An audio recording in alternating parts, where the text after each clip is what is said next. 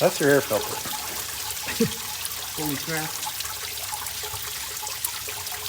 Which means it was still up to the turbo, the whole blower intake, everything.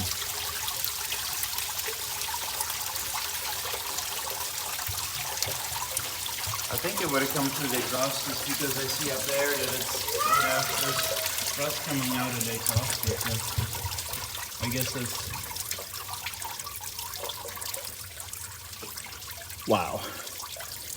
I did not expect water there. So this goes back, this is your air intake for your air compressor. So your air compressor is waterlogged as well and hydrolocked.